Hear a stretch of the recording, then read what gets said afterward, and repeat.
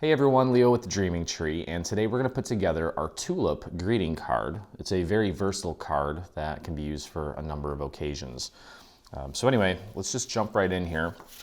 I've got the card base already folded, and we're going to begin by putting this little insert right in the center here. The edge here is going to be flush with the fold, which will leave a nice little border around the remaining three sides. So let's get that in place. I'm gonna go easy with the glue here. I don't want to warp this since we're gonna be stamping or writing on this little section. So again, make sure that you've got it butting up to where the score mark is, and then also make sure that you have it centered so that you have a nice even border all the way around. If it helps, you can kind of close it just to make sure that you got it right up against the fold there without disturbing its ability to close. Okay, so we have that there. Very simple so far. Next, we're going to take this piece, and this piece we're going to align all the way to the left and bottom, which will leave this nice white background behind this section. So let's get our glue on this paper, or on this piece.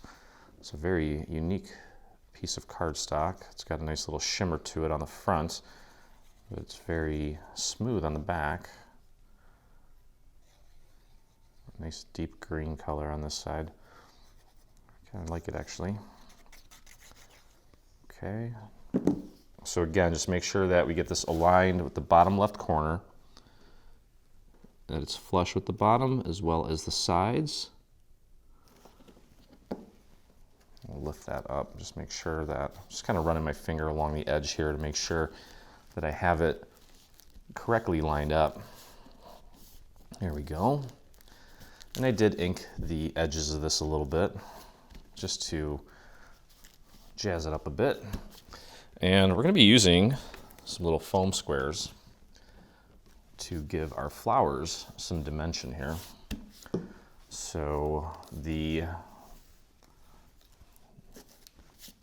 back of the flower, the bottom part of the flower, is going to get glued down flat right here. You can see the little shadow and the stem of this flower and this one.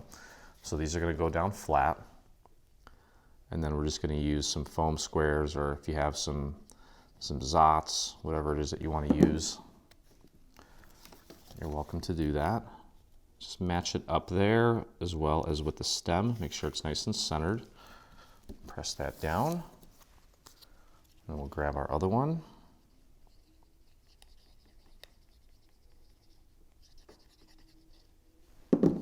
And put that in place. So I could see this being used as a birthday card, maybe something for Mother's Day. Oops, wait a second. That is not the right size. Let me make sure I got the right one here. There we go. Okay, so there's a little guy. I, for some reason, thought that these were all the same size, but they are not. Okay, so make sure you grab the bigger ones for the back section. Almost goofed that up. So as I was saying, birthday, Mother's Day, I guess it could be, I don't know if tulips are appropriate for sympathy, but get well, just any number of occasions.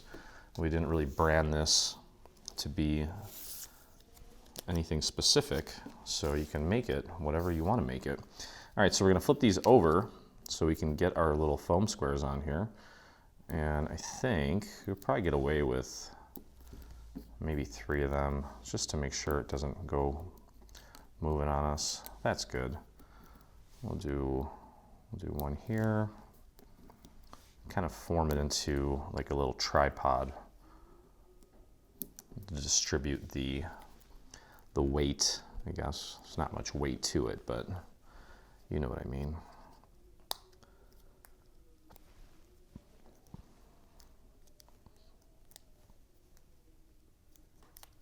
Oh, there it is. Okay. So you just want to match this up with the bottom of the flower, and of course you want to make sure that you get it centered, just like that. Okay, I'll grab the other one. And then there's another layer that goes on top of that with 2 more little tulips, and we'll do the same thing with those flowers. There's just one flower, one tulip, that is slightly different as far as the color goes. So very simple, and of course you can make these whatever color you want. There's no right or wrong way. Look at that beautiful dimension there. Okay, so then we have this layer here. Now it's 2 layers just to kind of make it nice and thick. So we're going to take the top layer, glue it to the back layer. Now I'm gluing, I've got a nice designer paper that I'm going to be gluing to a piece of cardstock. So if you are using some prettier paper, maybe a pattern, or something with some glitter or some shimmer, make sure you glue that on top and don't hide it behind the plain cardstock. Okay, so just gonna pop that right on top. Just make sure everything's lining up nicely. Press that down. Okay. And once we have that in place, I can flip this over. And for this, I'm going to use some larger foam squares, just so I don't have to do as much work. And I think I'm going to go with these in these areas here where you're definitely not going to see it. I'm going to use these large ones.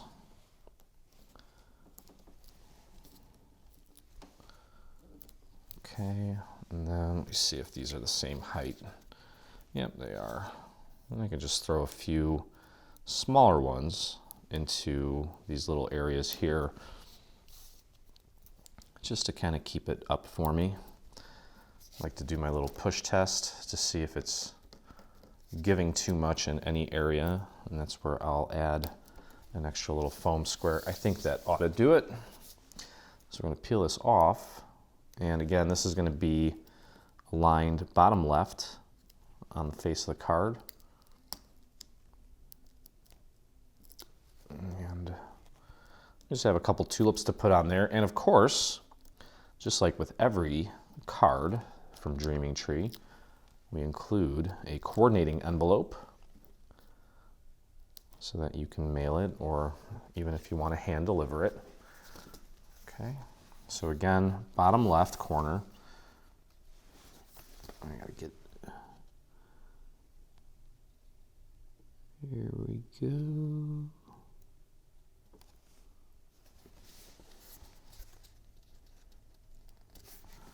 Okay, there we have it. And then, just like we did on the base layer, we're gonna take and glue these flowers down, and this is where I'm going to put my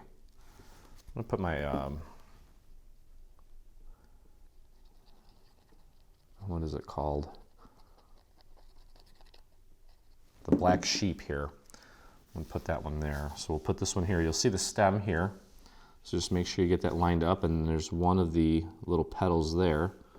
So just want to make sure you get that in the correct spot. That looks good. And we've got one more to put down, and then we're going to pop dot the other 2 top layers to finish off the card. There we go. And grab these, flip them over, and you know what? Could probably just use these, and that'll hold them. And I don't think they'll be overly visible, if at all, actually. Okay, so just make sure that if you are using different colors for the flowers, that you're putting the correct top on. There we go, and the last one, just like that. Okay, so there it is. Beautiful little card, very quick. Now let's take a look at the coordinating envelope. And so I already have everything pre-folded. Okay. Now we do have the little flap here, and as you can see, when we tuck this behind here, we're going to have just a little bit of it revealed towards the edge here. So what we want to do is we want to apply our glue mostly around the perimeter. That's going to be the most important. Do a little bit there, and just a touch there. Okay, and then what I like to do is just take this, lift this up, and just push this up against the fold. Make sure it's centered, and then you can take and press that down. And that will help you get this aligned more easily. And we do have a little flower that we're going to put right here, and that's going to go on flat. Don't really like to add any dimension to an envelope, especially if you're going to be mailing it. Okay, and that is just going to go, there's a little marker right here to help you with the placement of the center of the flower. Pop that into place. Wonderful. And then to finish this up, I'm going to take these two flaps, bring them in, and we'll put a little bit of glue right here along the very inside edge, just like that. And then flip this up, press and hold.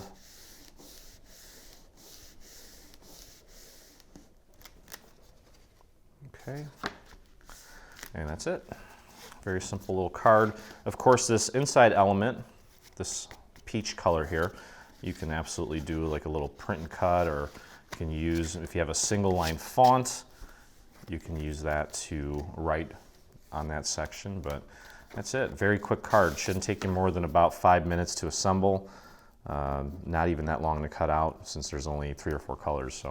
So that's pretty much it for our Tulip greeting card. Hope you enjoyed the process. If you did, head on over to our YouTube channel and hit that subscribe button.